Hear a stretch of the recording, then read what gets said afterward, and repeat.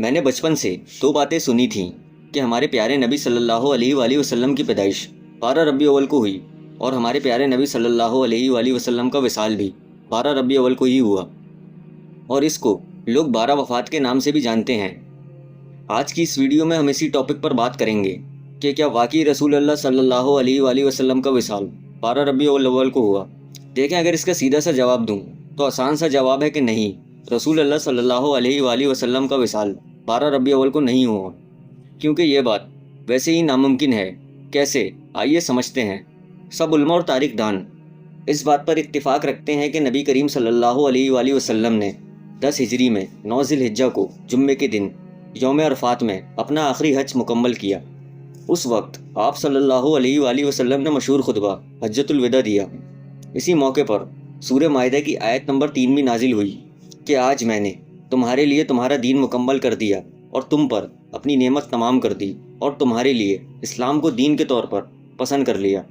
اس کے فوراً بعد اگلے ہی سال 11 ہجری میں ربیع الاول کے مہینے میں سوموار یعنی منڈے کے دن آپ صلی اللہ علیہ وآلہ وسلم کا وصال ہوا۔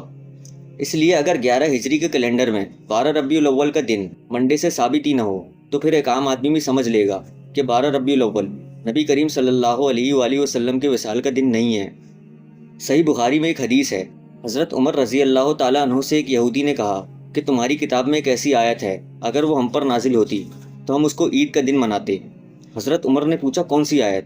تو یہودی نے آیت بتائی، آج میں نے تمہارے لیے دین مکمل کر دیا اور تم پر نعمت تمام کر دی اور اسلام کو ایز اے ریلیجن تمہارے لیے پسند کر لیا۔ حضرت عمر نے جواب دیا کہ ہم اس دن کو اور مقام کو بہت اچھی طریقے سے جانتے ہیں۔ یہ آیت نبی صلی اللہ علیہ وآلہ وسلم پر جب نازل ہوئی اس وقت آپ صلی اللہ علیہ وآلہ وسلم عرفات میں جمعے کے دن کھڑے ہوئے تھے، اور جمعے کا دن ویسی عید کا دن ہوتا ہے۔ صحیح بخاری میں ایک اور حدیث ہے، حضرت عائشہ رضی اللہ تعالیٰ عنہ اور حضرت انس کہتے ہیں نبی صلی اللہ علیہ وآلہ وسلم کا وصال پیر کے دن ہوا۔ یہ دونوں حدیثیں جو میں نے آپ کو بتائیں یہ بالکل صحیح حدیثیں ہیں۔ اب اگر دیکھا جائے تو 9 ذی الحجہ 10 ہجری بروز جمعے سے لے کر 12 ربیع الاول 11 ہجری تک کل 4 مہینے شامل ہوتے ہیں۔ مزید یہ کہ چاند کا ہر مہینہ 30 کا ہوتا ہے یا پھر 29 کا ہوتا ہے۔ اب 4 پاسبلٹیز بنتی ہیں۔ اگر تینوں مہینے 30 کے ہوں یعنی ذی الحجہ، محرم اور صفر، تو یہاں ربیع الاول سنڈے کو پڑتا ہے۔ اب اگر ذی الحجہ، محرم 30 دن کا ہو اور صفر 29 دن کا ہو جب 12 ربیع الاول سیٹرڈے کو پڑتا ہے۔ اب اگر ذی الحجہ 30 دن کا ہو اور محرم اور صفر 29 دن کے ہوں جب 12 ربیع الاول فرائیڈے کو پڑتا ہے۔ اب اگر تینوں مہینے 29 کے ہوں یعنی ذی الحجہ، محرم اور صفر، تو ربیع الاول تھرسڈے کو پڑتا ہے۔